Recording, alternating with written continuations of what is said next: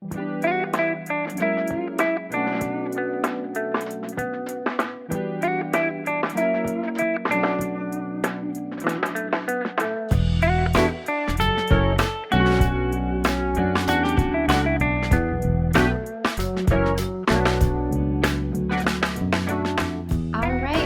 and thank you for joining today's virtual education program with Cancer Support Community Los Angeles. I'm Carissa Montalvo, the program manager here at CSCLA, and I welcome you to this week's webinar titled How to Help Young Children Through a Loved One's Cancer. So while young children often lack the cognitive capacity to comprehend what cancer is, they still respond to changes in routine, caregivers, and feelings being expressed in the home. Therefore, we'll be joined today by Carissa Hodgson of Bright Spot Network to discuss tools and resources that parents can use to help their children understand the cancer diagnosis. Today's talk is primarily focused on supporting children who have a loved one with cancer. But if your child has a cancer diagnosis, we welcome you to stay with us as some parts of the presentation may be generalizable. Before we begin, if this is your first time joining us, Cancer Support Community Los Angeles is a premier nonprofit organization providing vital social and emotional support to families facing cancer, including patients, caregivers, and their loved ones, all at no cost. Our programs include support groups, healthy lifestyle classes, social activities, and educational programs such as this one. If you'd like to learn more about our services or watch our past webinars, please visit our website at www.cancersupportla.org. Now, before I introduce today's speaker, please note that we cannot see or hear you. Your video and your microphone are automatically disabled for this webinar.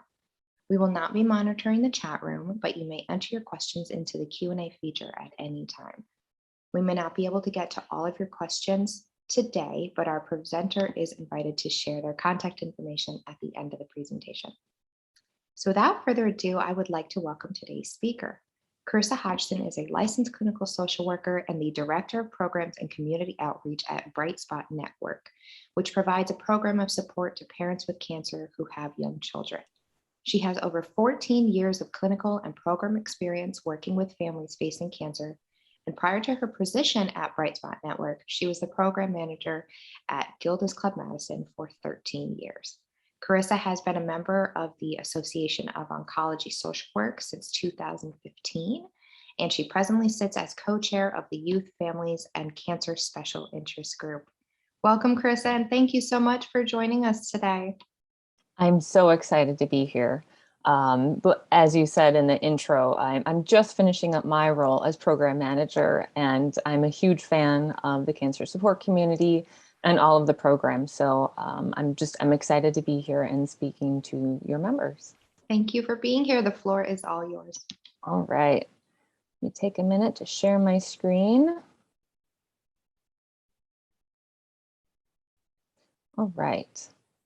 So just to run through my agenda for the next hour, you already learned about me, so check that one off the list. I'm going to say a little bit about Bright Spot Network, give a very, very brief review of child development, talk about the challenges of a cancer diagnosis in a family, the protective factors and resilience that kids have, the tools to help kids cope with the cancer diagnosis, and signs of distress.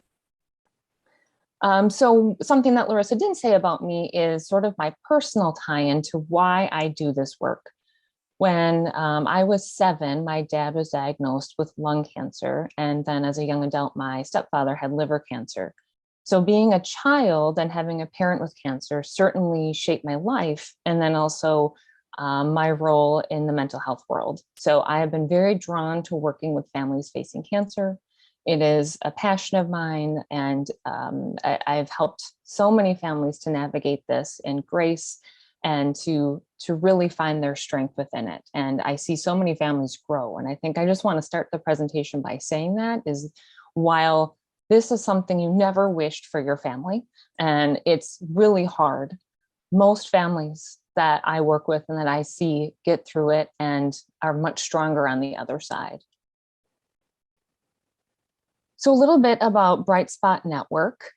Who we serve are parents with cancer who are diagnosed during pregnancy or with young children, so kids ages 0 to 6, living anywhere in the United States. So our program is completely virtual at this point, with the exception of one in-person group in Lincoln, Nebraska right now. We're continuing to grow. And our mission is to provide young cancer survivors who are parents of small children with a safe space for individual and familial healing, recovery, and reconnection. So we have a myriad of support programs. We have Bright Reads, which is an opportunity for parents to request children's books about cancer to be sent to them, all at no cost. I know a huge concern for parents who are going through treatment or who are recovering, it's energy. And you want to spend time with your children, but that time and energy is just very limited. So something that we offer is something called Bright Box, and it's basically a curated arts and crafts box that has all the supplies and the directions. It's mailed to you. Again, this is at no cost. And it's a great opportunity to, as a family, create and build and have a fun time. We do offer $500 grants that can be used in any way that you see fit, because we know cancer is expensive. We have support groups for everyone in the family. We do not currently have any for kids, though we are working on expanding our programs for kids. We have webinars and healthy living workshops, family resource navigation, and some really great web resources. I want to give a shout out to a couple of newer ones. One is a customizable coloring book for your family, which is really great for young children. And also we have a new Ask a Therapist video series that talks about issues like breaking the news, dealing with big feelings, maintaining supportive relationships, how to talk to your school. So I would really suggest you going to our website to check those out. And we're really continuing to expand our program. So I kind of hinted at this earlier, but over the summer, we're going to start having more programs for kids and some virtual sort of circles and different opportunities for kids to be a part of the community, just like their parents. So let's jump into child development just a little bit. I'm not going to say much, but I think this might help to set the stage, and you can start to think about the child in your life, where they're at. So starting with infants, I hear often parents will come in with babies or young children and say, I have cancer, but my kid's so little, they just don't get it. They have no idea what's going on. Well, while they don't have the cognitive capacity to understand cancer, they certainly pick up on environmental cues. And so I do urge parents to pay attention to what is changing their baby's life and the caregivers and the routines, because children pick up on that even from infancy. The whole goal of being an infant is to form those secure, loving attachments, to build trust. They need that consistent caregiver. And like I said, they respond to what's happening around them, to the cues. So when they pick up on changes, they will definitely respond. Toddlers, for those of you who are parents of toddlers, know they are stepping into their power and curiosity, their independence. And so they're going to start also talking more about feelings. That's a good thing. And they have big feelings. We know that. So toddlers express things in very big ways. They're not adept yet at regulating. They might just start to show an interest in anatomy. So if you've had surgery or had a port put in, they're probably going to be really interested in that and want to kind of know, in comparison to their body, how is that similar or different? And they're also starting to show interest in helping, which is a great way to appropriately include them in, helping to get you a cup of water or get you a blanket. Toddlers really love to feel like they're a part of your support team. Preschoolers have increasing responsibility. They certainly have that increasing cognitive capacity. So this is a great age to use a lot of those children's books to start explaining cancer and feelings. Their ability to role play and use words to solve problems will only help them as they're trying to figure out what cancer is and how it's affecting their life. And as you get to early school age children, you're going to see, greater attention to rules, because if they're at a school or a learning center, they're having to figure out expectations and what's, how they're supposed to act, how they can feel, how they need to regulate. Family is really important. And the care team, if you've sort of created a support team, that might become part of their family as well. They're more self-directed, which can be nice if you are busy going to treatment or needing to take them with you. You can create little sort of activity packs and they can do that on their own, which can be a little nice as you start to have older children. This age begins to be very sensitive to the feelings of others. Not only do they really recognize their own emotions and can express their own feelings, but notice it in their family. Their expanded vocabulary and storytelling is wonderful. And they have a great imagination, which is a wonderful thing. And we also need to pay attention to what they know and stories they're making up. And that will come into play later on in this presentation. So this is actually the newest data we have. I've scoured the data and the literature, but truly the most recent data we have on this is from 2011, so over 10 years old. And at that time, they found that about 2.85 million children were living with a parent who had cancer. And so given the advancement in time here and the incidence of cancer, I'm sure that's more like 3 million right now. And why this is important to pay attention to is because children's health and functioning are closely tied with those of their parents. And the young offspring of these survivors are at increased risk for problems in emotional, social, cognitive, behavioral, and physical functioning domains. This was a research study that really struck me. And it found that the rate of clinically elevated stress response symptoms was higher among children of parents treated for cancer than among children who had experienced cancer themselves. And I think what this really points to is, when you're the patient, even as a child, that's an incredibly, scary, traumatic situation to be a child with cancer. You are aware of everything going on because it's your body. For children who have a parent or loved one with cancer, they're often kept in the dark.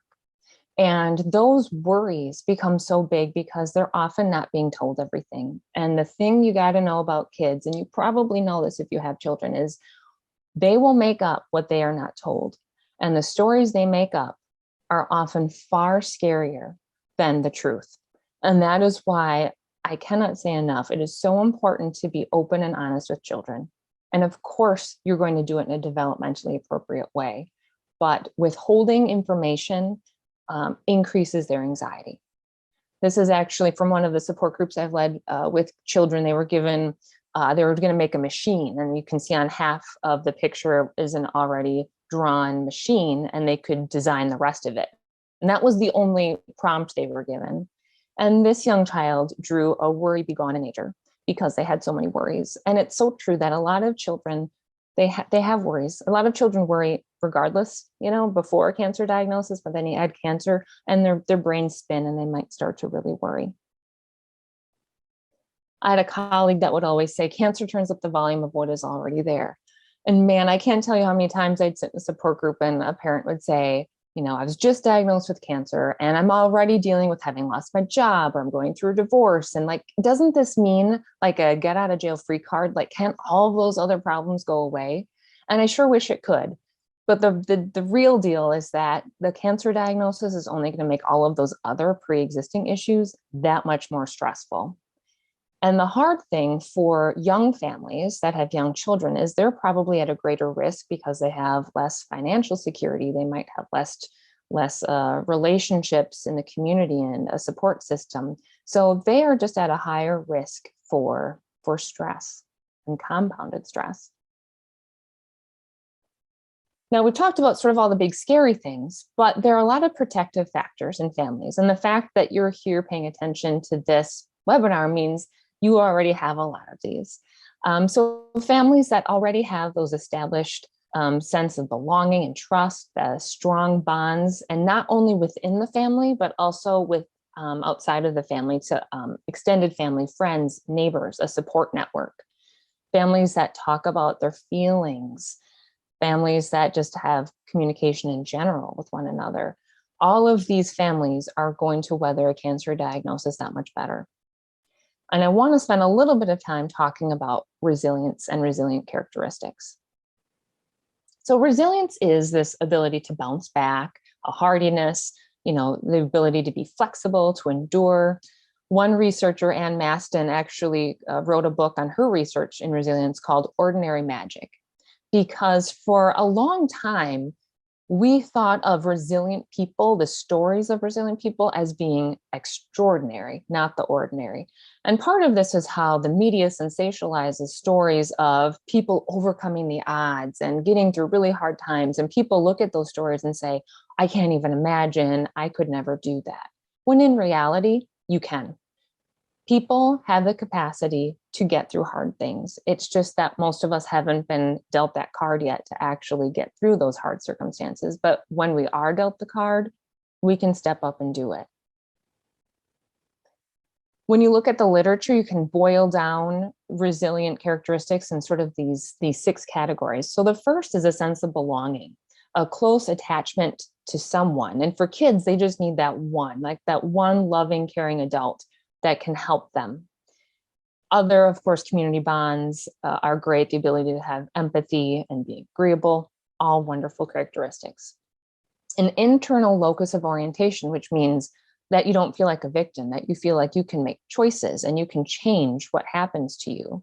Being able to regulate, problem solving, being flexible, creative, having confidence, feeling like you can take responsibility, having insight, the ability to reframe. I just need to say about this. Children in general, in my opinion, are really good at this one in particular.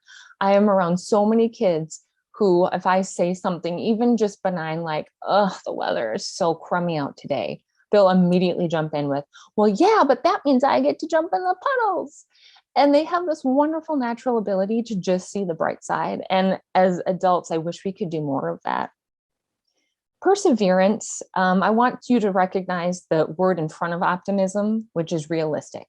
So this isn't about being Pollyanna-ish. It's not toxic positivity. It's seeing what's happening and still kind of finding the silver lining, being able to see hope even in a dark moment, being able to make meaning, belief in something bigger. Research continues to validate that people who are connected to a higher power get through tough situations much better. And that doesn't need to mean, it doesn't need to be a religious connection. It could be a connection to a concept like love or to nature, the universe, but something bigger that is always there and sustaining you. Humor isn't necessarily listed in the literature, but it's a very important one. I know in my 14 years of this work, I couldn't have done it. And when I talk to parents, I did a research study back about 6 years ago. And one of the questions was sort of like, how did your family get through this? And humor came up a lot, and parents saying, oh my God, being able to laugh through the hard times, just those deep belly laughs were so important.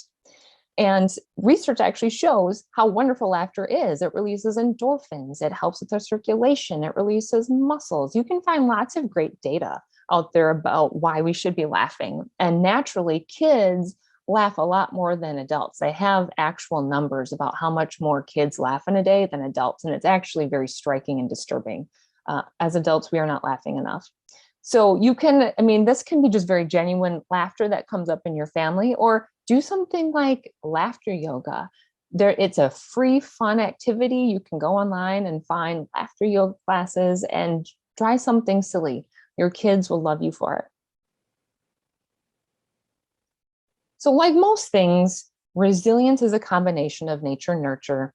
We know that babies are born with different temperaments, which might predispose them to being a little bit more resilient or not. But it is a skill that you can teach your children. And vulnerability is the birthplace of resilience. Brene Brown has done a lot of writing and research about this. But basically what you need to know is we need stress to grow. And the inoculation of this is that we want to give our kids little doses of opportunities to practice these skills so that they can get better and better at it. So starting at a young age, starting when they are practicing their power, when they're a toddler, we're wanting them to solve problems. We don't want to step in and fix everything for them. We want to give them the room to try and figure it out, because the more they flex this muscle, the stronger it gets. And we want them to be strong, resilient adults. The less they use it, the more it atrophies. So we do want them to practice it. A couple of quotes specific to this. One comes from Dr. Harpham, who has a great book about how to parent through cancer. And not only is she a doctor, but she herself is a cancer survivor with children. And she says, the greatest gift you can give your children is not protection from change, loss, pain, or stress, but the confidence and tools to cope and grow with all that life has to offer them. And Daniel Siegel and Tina Payne Bison, who have a lot of great books about parenting and neurology and resilience. I recommend all of their books.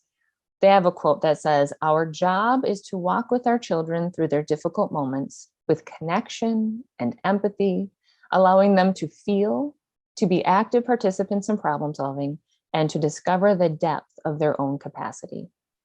It's out of our deep love for our children that we want to protect them, but their capacity will be greater if we allow that love to lead us to our own courage so that we can feel strong enough to let them discover their own strength." And so I say all of these things because when you are faced with a cancer diagnosis, usually the first thing I hear from parents, I'll come in, I haven't even met them for 2 minutes. They say, "I was just diagnosed with cancer. I have kids. All I care about is how to help them, how to protect them." Of course, most parents, that would be their instinct. And while it's important to be there to support them through it, it is not your job to completely insulate them. In fact, that sometimes increases anxiety. If you stop, asking them to do their chores and have less expectations, they're going to start to freak out and say, "Whoa, why do my parents not care that I'm brushing my teeth or doing anything?" Because they can see that something is up.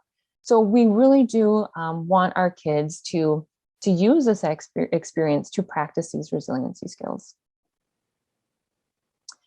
The mobile here was something that was made at one of our young survivor cancer conferences. And these are just two different depictions of systems. And so I just want to remind everyone that our families are systems. And so what happens when you tug on one of the pieces of that mobile or a piece of the spider web, it all shifts and moves. So when a parent gets a cancer diagnosis, it's not just happening to them. That cancer diagnosis affects their partner, it affects their children, it affects their siblings, it affects their work. Everything they're connected to shifts.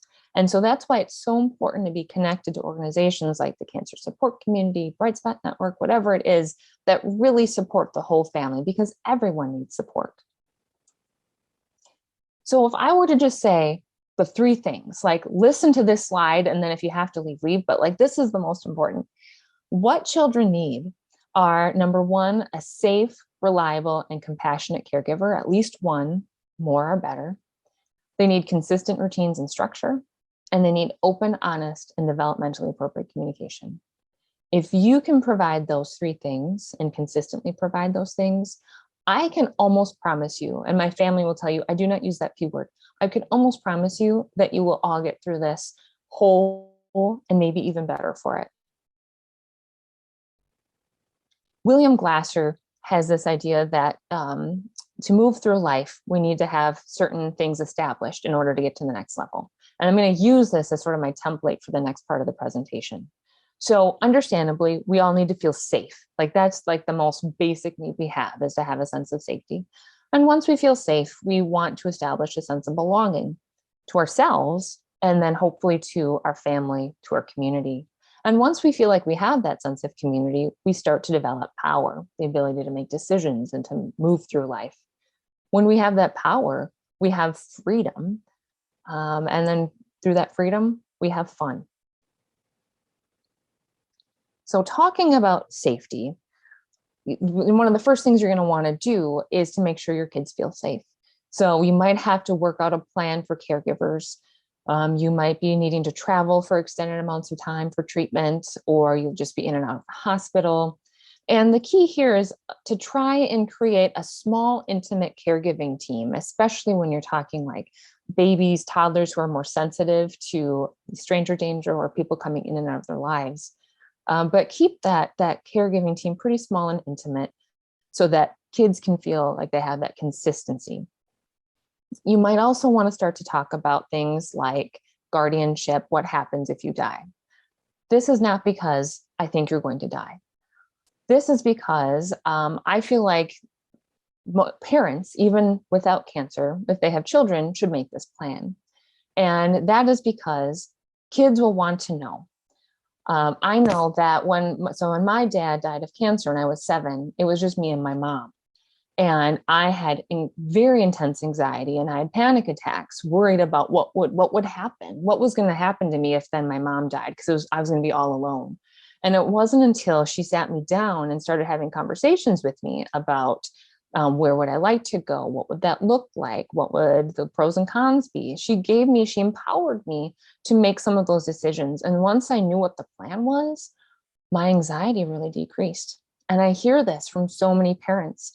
And, a lot of parents will buck and say, I don't even want to direct 1 ounce of energy to thinking about death because I'm not going to die. I'm not saying you're going to die. I'm saying that most people, for parents and children, if they make this plan, they can then say, did it, done it, we've got the plan, put it away. Now let's focus on treatment and getting through this. Once you feel safe, you start to have a sense of belonging. Hopefully you'll already have that family connection, and that's going to grow a lot stronger through this. But then create that support team. So who in your life is going to help take care of the kids and help take care of you? What is that going to look like? There are so many great websites and resources out there that help you to organize your support team. Often I encourage you to delegate a person like a best friend, a sibling, to sort of be your support team manager, because that's just one less thing then you have to worry about, so that they can organize the calendar about who's making you food, who's taking the dog for a walk, who's picking up the kids from school, whatever it is.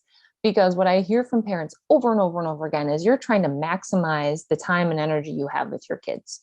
So anything that isn't, kind of like filter everything, like how important is this? If I can delegate it, if I can give it to someone else, do it. You might want to get connected to support, a peer support community. So support groups for yourself, for your partner, for your children. Maybe it's even just, other families locally that you meet up for a park play date. And for young kids, toddlers and preschoolers who aren't going to do a support group, if they can just have a play date with another kid and see a family that looks like theirs, to see another mom who is bald, that's huge, because it really normalizes the experience for them. So I really encourage you, in whatever way you can, to introduce your family to other families who are going through cancer. Because even sometimes your best friends and your kids' best friends don't understand. They just don't get it. And you all deserve that place. I'll never forget a young boy in one of our kids support groups. And now he's a little bit older. I think he was 8. And he came to one of our weekly support groups. And when his mom was dying, his dad had said, I don't think we're going to come tonight. It was support groups for everyone. And then they ended up showing up. And I said, oh, I thought you weren't going to come. And he said, well, you know what? My son, he said, Dad, there's no way we're missing that. I need to go talk to my people. And that was how important this group was, is he wanted to leave his mom just for a couple of hours so he could go have support with his people. So power is where kids get to start making choices. And I'm going to focus here on how to use communication and how to use interventions to cope. Through all of this, I want you to go back to the development of your child and think, how does this fit for my kid? Because every child is unique and you are the expert on your child and what makes sense. So the 3 big ones that I feel like you cannot repeat enough with children. Number 1, cancer is not your fault. Nothing you did or said made me get cancer. And there's a lot of magical thinking that kids, going back to, kids in fantasy, that they will think that they caused it. Even older kids, even adults. I have talked with adults who will tell me, okay, I know I didn't cause my dad to get cancer, but I can't help but think that we had this terrible fight and then this happened and then he got cancer. So even adults who can separate it still worry it's like a superstition. So remind your kids, like nothing they did caused mom or dad to get cancer. Number 2, cancer is not contagious. This is especially important during COVID because it's very confusing, right? And then you used to see maybe people with cancer who were immunocompromised only wearing masks, but now everyone wears masks. So I'm sure they're going to start to generalize. And does that person have cancer? So as a lot of confusion going on. So you just want to use the word cancer a lot or call it a disease, but try to avoid illness or sick, because a lot of young kids who are very concrete thinkers, they will start to possibly get that confused with the cold, flu, or COVID. So you want to remind them they can hug and snuggle you and do anything that you can, and they'll never catch cancer. And then you want to reinforce that they can talk to you anytime. They can ask any questions, because these conversations are not a one and done. So anything you need to do to invite those conversations, you might want to circle back and check in with them and let them know any question's okay. There's no bad question. And if you can't answer it, that you will find the answer and get back to them. And that might be because it might be specific information you truly don't know and you have to like look it up or ask your doctor. Or it might be that emotionally you're not in a place where you can answer their question. I don't know how often I've had parents come to me and say, I was putting my baby, my kid to sleep. And of course, bedtime's worries come up. And like, as I was putting them to bed, they said, like, Mom, are you going to die? That's a huge question. That's very big. And at bedtime, that's a difficult conversation to have. So it is also okay to say, gosh, validate their feelings. Say that's a big question. I bet that is something you think about. I would love to talk more about that. Let's find a time tomorrow, maybe after school. Let's talk about it. So you always want to date it, like give them the time that you will circle back to it, but you are allowed to delay the conversation. Some other pieces that you want to think about: use very short, simple phrases. And whatever you think, make it even shorter. And I have to practice this all the time. The older the child, the more you can expand on it, or the more that they've heard it, you might be able to expand, but start super, super short. Try to include words that your child is going to overhear, because again, they're going to hear things that you think that they don't hear. They hear the whispered conversations, they hear the phone calls. So words, of course, like cancer, chemo, chemotherapy, radiation, immunotherapy, whatever words are in your vernacular, make sure that you're using them with your kids and explaining them. There are kids' glossaries that you can find online that are really helpful, because these are really big terms, and it's sometimes hard for adults to understand. And sometimes you need some help trying to kidify this language. So look up some kid glossaries. In my opinion, try to avoid metaphors. Some families love these, and if they work for your family, great. But young children, again, they're very concrete thinkers, and usually it takes that abstract level of thought to understand the metaphor. So I try to be very specific. You might want to plan out your message ahead of time, especially if it's your first time telling your child about cancer. You might want to practice beforehand, get some feedback, and be careful of promises. I already disclosed that I don't like that word, but I've had some parents promise things like, I promise I'm not going to die. You can't promise that, because you are going to die. Everyone's going to die at some point. And I know we live in a very death-phobic culture where we don't like to think about it. But I've seen too many times where parents have promised things that then they couldn't follow through with, and it really injured the relationship. It really affected the ability of the child to trust the parent. So be careful of the P word. I have written down here I tried to have like some very short, simple phrases that you might use. You can kind of like cut and paste them together. Even looking at this slide, I wouldn't even probably want to say all of them. Well, depending on the age of the child, but if you're talking to like a 2 or 3-year-old, even this is probably too much at once. You're going to want to have small, digestible pieces. So again, mommy has cancer. She's going to the doctor to get better. She's getting a medicine called blank.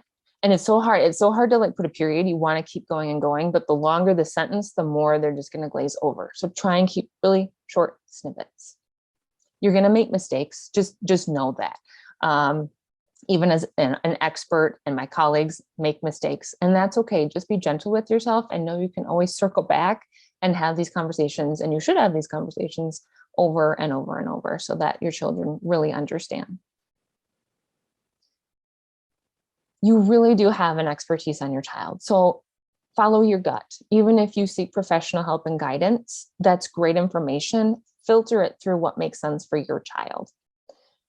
I've had parents of triplets say that there are 3 children who are genetically connected, all the same age, responded completely different to the news, and they all coped differently. So if you have multiple children, or you're thinking about how your friend's child responded, trust me, they're all going to respond differently. So while it's helpful to hear how other people's experiences are, yours will be different. Just count on it. Definitely consider timing of conversations, big conversations. So again, like not right before bed, not when your kid's trying to calm down. You kind of know your child and when they're at their best. So if you are able to time a conversation, try to time it in a way that the child will be the most receptive to it. A lot of parents ask me about showing emotions. Like, is that okay? Is that appropriate? I'm a big fan of modeling emotions. I mean, it gives them a visual about what anger looks like. They're seeing you express it. And in general, try not to have like the biggest meltdown with them. Like save that for a time when there's someone to be there to support and hold you. Like hold those meltdowns for that. But general, like crying and being frustrated, all of those are good. And then the most important part is to follow it up with role modeling your coping techniques. So just think of yourself as a narrator, right? I do this all the time where if I get really stressed around my child and he notices and he's like, oh, mom, you're really stressed. So then I'm like, oh, shoot. Okay. I'm doing this in front of my child. So then I narrate and say, okay, you know what I'm going to do? I'm going to write a list. I know that helps me. I can start identifying when I'm going to do these things, and I can make a to-do list, and I do it in front of him. And then I go, yep. Okay. I think I just maybe need 3 big breaths and I'm good. And right there was a learning experience. So, cry in front of your kids, show them it's okay to cry. And then they give you a big hug and say, oh, I love those hugs. The hugs make me feel happy. I'm good now. Try to avoid euphemisms. So similar to, I'm talking about kids and being very concrete, specifically surrounding death and dying. You want to use that language. So avoid phrases like going away, passing away, anything about going to sleep. And I know some people use that, relating to pets, putting them to sleep. That can be really confusing to kids. And we just, again, really want to be as clear as possible. You may want to listen for underlying messages. I remember a parent once telling me that her young child asked her, are you going to be at my concert next week? And mom said, yeah. And her daughter kind of looked at her confusing and said, are you going to be at my concert next week? And mom realized that actually her daughter was asking, are you going to be alive next week? Because she wasn't doing very well. Again, your children. And if you might just want to pick up on, if you kind of understand a feeling, a nuance that isn't quite right, just kind of consider, might they be trying to ask something different, especially if they don't quite have the language skills yet. Help your child to prepare for changes. If you're going to be gone a lot, or your partner is going to be gone, if they're going to be having a new routine, as much as possible, try and give them a heads up, because all of those changes create some anxiety for them. Like, oh, things are changing. What's happening? Physical changes, like if you know that you'll be losing your hair, especially for moms losing their hair, a lot of children have a really hard time with that, and to see their mom look so different. And so you just want to kind of prepare them for that, maybe read a book about it, just let them know, ease them into it. And this is a conversation you will repeat over and over again. You can't be like, yeah, did that, cross off the list, I'm done having that conversation. Your children are going to ask you about it again, or you might want to purposely revisit it, especially if there are any updates or changes. You want to keep them updated.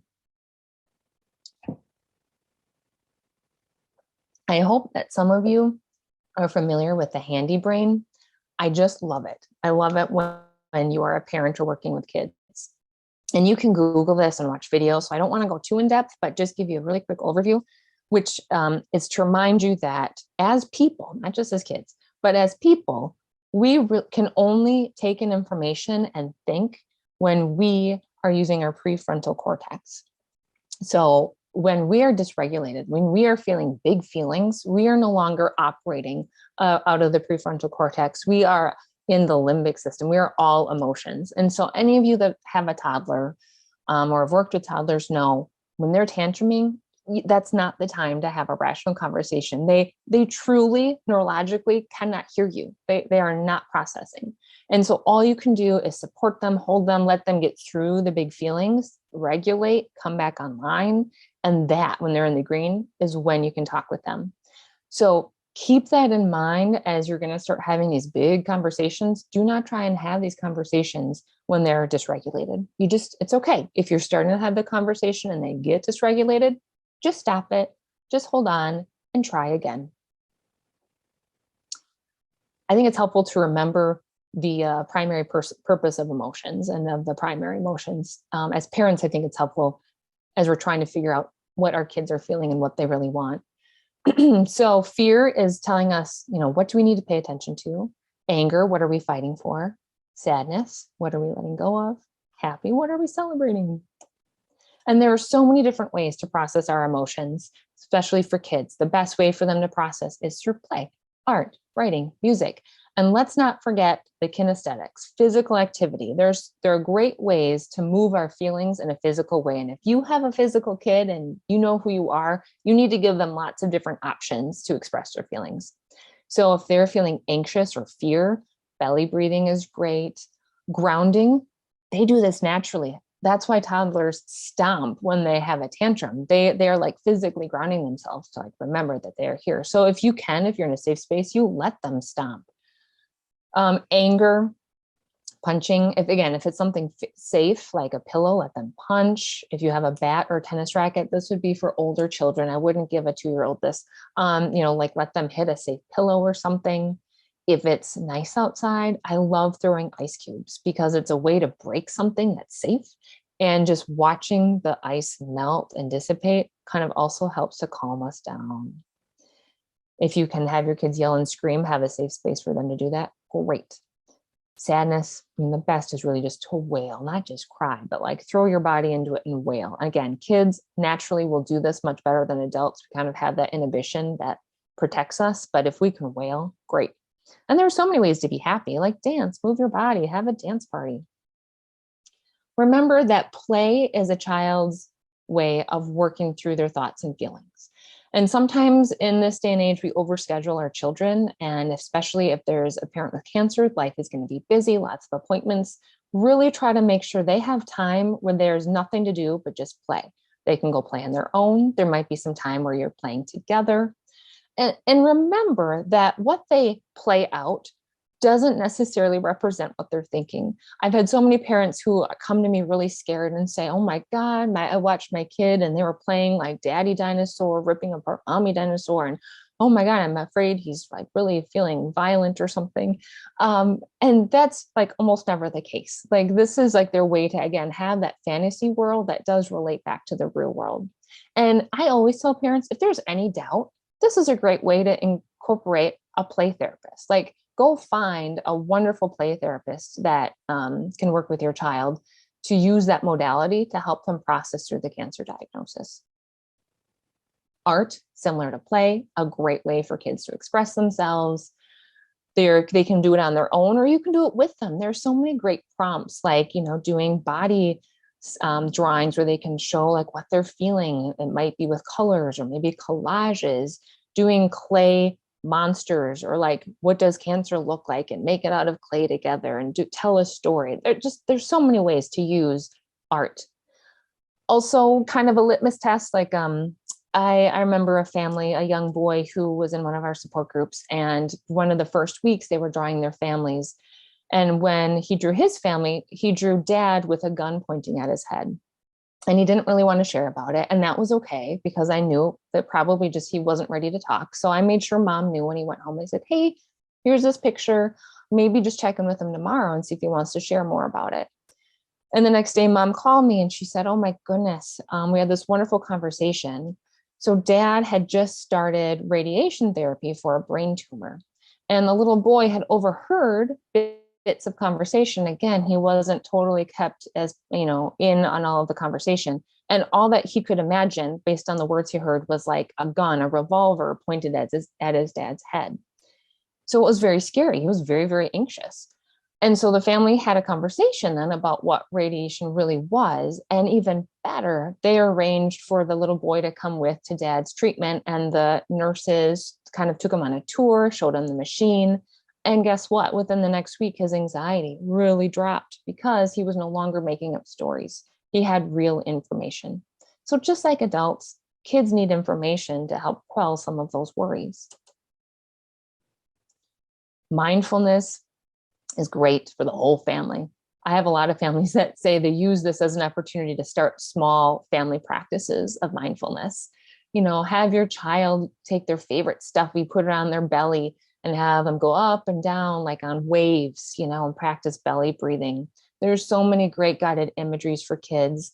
A lot of kids I work with, sleep time is hard. Like sleep time is hard no matter what when you have young children, but then when you add worries, sleep can be really hard. So maybe find some free guided imageries online that they can listen to help them quiet their mind and go to sleep. Yoga practices are wonderful. Information, kids need it. So find some great children's books about cancer. There are a lot. They're a considerable amount at this point. More and more continue to be published, and some great independently published ones too. So check out your local library or a bookstore. Find ones that resonate for you. They're all slightly different in how they message it. And I know certain parents really like the words in one over another. And I really, really encourage you to then just keep those books like at home on the coffee table, laying around the house, so that, again, on the downtime, your kids can just wander over. Even though they can't read, they'll kind of flip through the pages and they'll see the pictures and they'll remember the words you read, and it will help them to understand what is going on. Nope, let's go back one. This one is so important. I had said earlier how important routines and schedules are. And I think, as as an adult, like if you think about your week and your next day about, okay, I have this appointment, I'm doing this.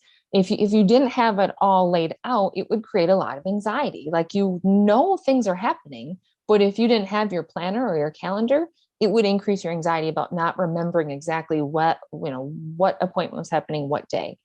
Kids are similar. Like, they know these things are happening. They've heard you talk about these appointments or surgeries or going to grandma's, but they don't know when it's happening. And their concept of time, of course, there's a huge span when you're talking young children about what they understand. So calendars are great. You can make your own, or Mighty and Bright, which is a great organization in general to help support families going through cancer. There's some really great books that Sarah Ulsher has written. They also do make these calendars that you can buy specific to cancer. They have specific stickers, and then you can put together these calendars for your kids week to week that really help them to understand what's happening day to day and where they're going to be. It empowers kids, and it really does help to decrease their anxiety. So once kids have that sense of power, they really do start to experience some freedom. The freedom to be a kid, because that is so important. They don't need to spend their whole day thinking about cancer. They should go out and play and do sports and have play dates, whatever it is that they're doing. Allow them all of that time if you can. And there really can be fun. Sometimes parents look at me like, there's no fun right now. Like, it's all dark. But just like we talked about humor being important, it's important to have fun. This picture is from a family, and they've given me permission to continue using it, even though that little girl is now driving, which blows my mind.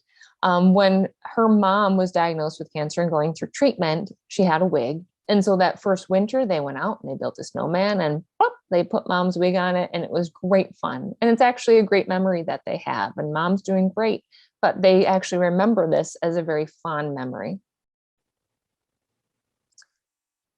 So I love Shel Silverstein, and this is my segue into distress. And this poem is called The Smile Makers.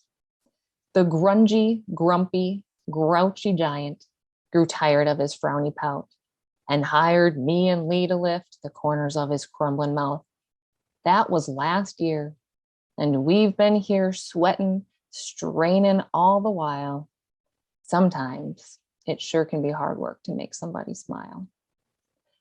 And I have this because I've encountered many kids, especially young kids, who feel like it's their job to make their parent with cancer happy, because all they want is for their mom and dad to be happy. And they will work really, really, really hard to be the best kid that they can, to help out in any way they can. And while some of that is great and empowering, being a part of being a helper is great, if they start to do too much of it, it can be a sign of distress, that maybe they're taking on too much worry. It is not their job, right? It is not their job to make you happy and to take care of you. Most parents will just pick up. They know when something is off with their kid. So, like, is your child functioning? Has there been some kind of regression? Usually in the big four in development school, sleep or eating. So things like, your child was potty trained and now they're having accidents all the time. That all of a sudden they're eating too much or not eating at all.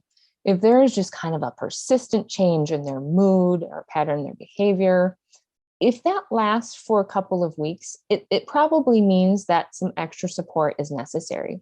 And that doesn't mean that anything is pathological. It doesn't mean that anything is broken or wrong. It just means, my goodness, your child is dealing with a really big thing and trying to cope with cancer and these big feelings, and some extra help would be great.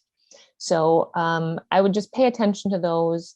The dysfunctional role shifts is a little bit more for older children, but kind of like I said before, if you see your child trying to be too much of a parent or a caregiver, again, that's just another sign.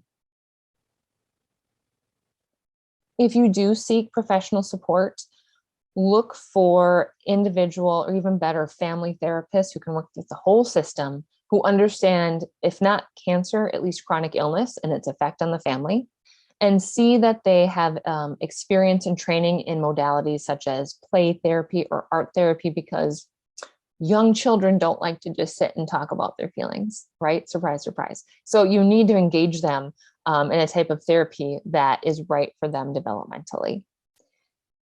If you have a child that has experienced some kind of trauma, and most of your children do not fit in this category, I put this here for the rare times that you have a child that witnessed mom or dad become unconscious and they had to call an ambulance, and they were there seeing mom or dad being taken away in the ambulance, like something that they observed that was very traumatic. They might need to be connected with some kind of trauma therapy, and EMDR is a type of trauma reduction therapy that can be used, I think, in kids as young as like 4 and 5. So if that's something you're interested in, you might want to seek that type of modality. When I did this survey back in 2008, where I surveyed our parents about, like, how do you do this? Like, what do you see coming out of your kids and your parenting style having gone through cancer? Some of the themes that come back are parents saying, again, while I never would have chosen this, cancer sucks, I do see how, having gone through it, my kids have more empathy, and I see that they learned like how to be a good friend, a future good partner or parent. Like, I saw that development in them. It was actually kind of cool. A lot of parents say that they see their kids being more empowered, learning life skills that perhaps the parent would have pushed them to do normally, but cancer kind of forced them maybe to be a little bit more independent. But there was good in that, and the kids gained a lot of self-confidence about new skills that they learned, like being able to make their own snacks or something like that can give a kid a lot of pride, and actually then be a stepping stone for more independence. And of course, a lot of families, this is a consistent and wonderful one, is that sense of gratitude. A family saying, while this was awful, I have so much more appreciation for life now. I've had kids tell me, my mom wasn't working and she was home with us, and while she didn't feel well all the time, like, we got all this extra time together. We got to play extra board games. We watched some extra movies. We got some more screen time. It was really fun. So there really are some bright moments that can come out of a really tough time. I really encourage you to jot down my email and follow up if you have questions that don't get answered tonight, or if you're looking for a specific resource. I do have like book lists and local resource lists. So if any of those things are of interest to you, please reach out and I'd be happy to answer that. But at this point, I'm going to go ahead and stop this and open it up to questions.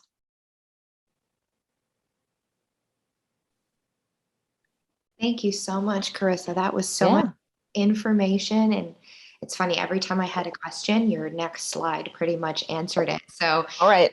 You hit all the points. It was absolutely wonderful, and so much information in that. So I know we have a couple questions here. For those of you who are still with us, please feel free to enter any questions that you have into the Q&A feature. and we'll answer some of those for you. And in the meantime, one of the questions I got was someone asked if this is being recorded. Yes, this is being recorded. It will be posted on the CSCLA virtual library in just a couple weeks. So I'm going to drop that website into the chat room, the chat for everybody. So you're welcome to go look there in a couple weeks and see when it's up. So I just put that in there now. Perfect. Okay, and then another question that we got for you, Carissa, was someone was asking if Bright Spot offers any resources for children over 6. That's a great question. Some of our resources are applicable, though the main focus is for those young children. We find that there are a lot of good resources for kids 6 and up, even within all of the cancer support communities and different affiliates. There are really great support groups for kids. But for kids younger than 6, a support group really isn't really appropriate. So I think that's what our organization focuses on, is basically how to support the parents to help the kids, and then how to have developmentally appropriate opportunities to build community with young children. But I would really want to put a plug in, or if you're looking for any kind of support for your child, please see if there's a cancer support community in your area, whether they're doing a virtual support group or in person. Lots of really, really valuable kid support groups. Yeah. Thank you, Carissa. Yeah, we do. We have a kids support group and a teen support group. We also have a parent support group, and we have individual counseling as well. And online and virtual. And we even have a once a month family activity night that is Excellent. virtual. And so we have, parents who join from hospital rooms and from all different areas. And so that's wonderful to check that out too. And again, that's the same link that I put into the chat. So, but yes, I would urge you, if you have young children, I know Bright Spot is the place to go. Okay, next question we have is, what are good resources for parents of children grieving the loss of a parent? It's been difficult to find any active support during COVID. Yes, that's what I hear from parents as well. COVID has really just done a number on people who are grieving, because it's already isolating to grieve, and then to do it during a pandemic is awful. I would, I'm putting my email in. So, because part of this is I have a resource list and it's easier to just email it to you. So if you want to email me, I can email that. But there are some really great books for kids. There are some cancer support community affiliates that do offer like a Grief Busters or grief group. So I'll say that. Dougie Center is one national organization that does really great work with kids. And I do believe they're currently doing some virtual support groups. And if not, on their website, they have really great information. If local, you have any kind of hospice, a lot of time hospice will do some family programming.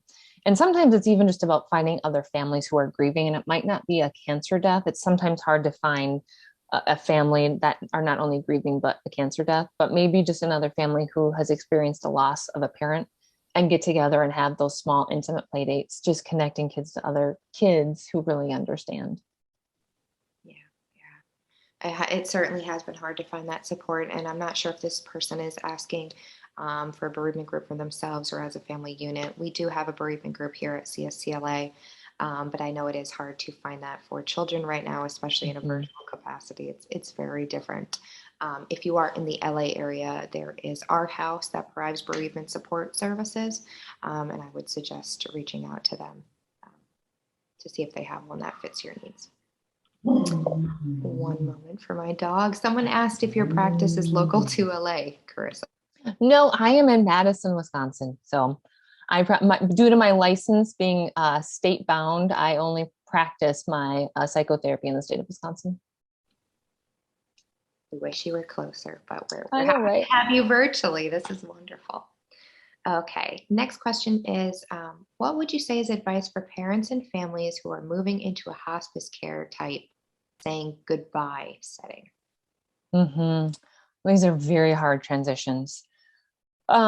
This is, I think, a very tender area that I think it's so hard, especially because for the parent who is surviving, They're so wrapped up in their own anticipatory grief. It's extra hard, I think, to be present with your kids and help them with their grief. So this is probably a time that you'll want that extra support, but you definitely want to keep being honest, because unfortunately, I've seen the damage that's done by parents, pretending that everything's going to be okay, and then when the parent dies, it just the mental health of the children really suffer, and it really also damages that trust between children and the surviving parent. So honesty, continue to be honest.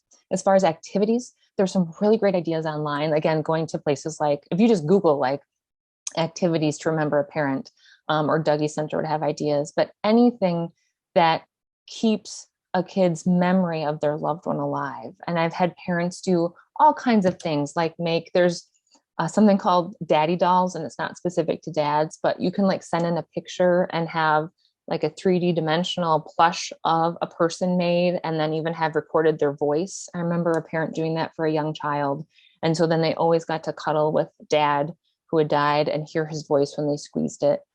Lots of great creative ideas. And this is where, because your brain is so taken up by your grief, you want to bring in friends and family who might be able to help do kind of that research about activities to do, because that might be the last thing that you have the capacity to do. Yeah, thank you, Carissa. And that's a good idea. Looking for support from others. Absolutely.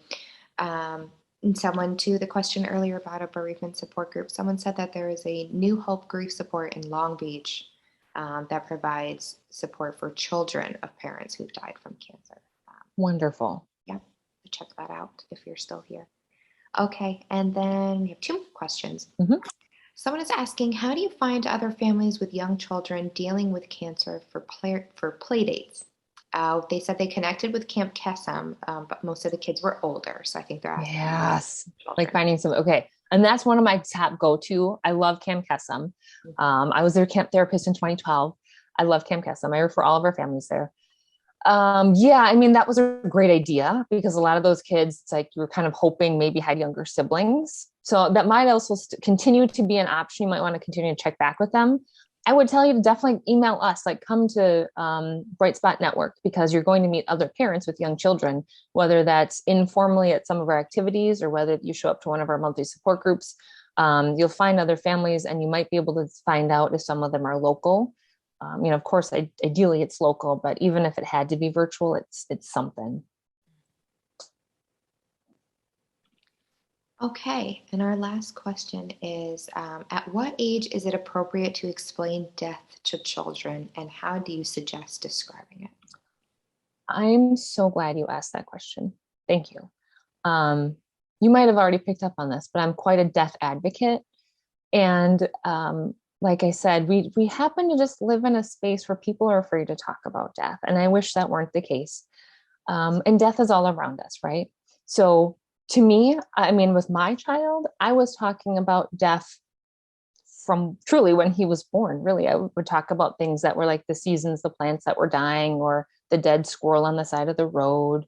I remember him, like when he was young, like 3, he watched like I think like a little chipmunk die, like he got caught in something like right in front of him. And so we talked about it, and we've been talking about it ever since. And I find that for children who are just talked to about it at the earliest age you can, it's not scary. It's really us adults who apply all of the baggage to it.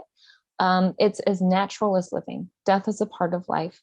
There's some amazing children's books about it to help normalize it. So again, because death is all around us, and I want to normalize it, I'd say infancy. I mean, not really, but as soon as you're like reading books to your children, talk about death. I mean, again, I'm a sucker for that, where I just purposely got books from the library and just rotated them in with other random books. So then it also didn't have to be like, we're going to sit down and read about death. Just like, oh, let's read this Winnie the Pooh book. Oh, let's read Lifetimes now. And it just, my kid was curious and interested. And I find that most kids are. They're very naturally curious, and you have great questions. And that was a wonderful question. Is there any specific verbiage that you would, because death is really a big concept that might be a Mhm. little difficult. Is there any words that you would suggest specifically that can help a child understand what that transition even means? Yeah.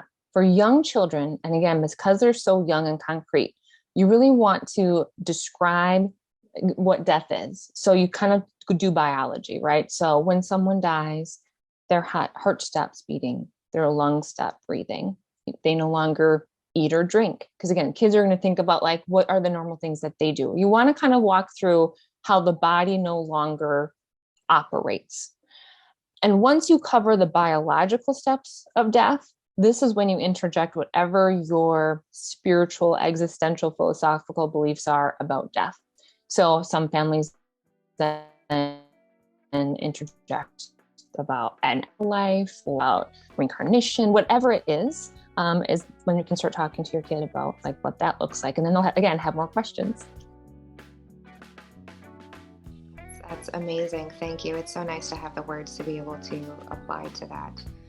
Um, and it looks like that might be all the questions that we have for today.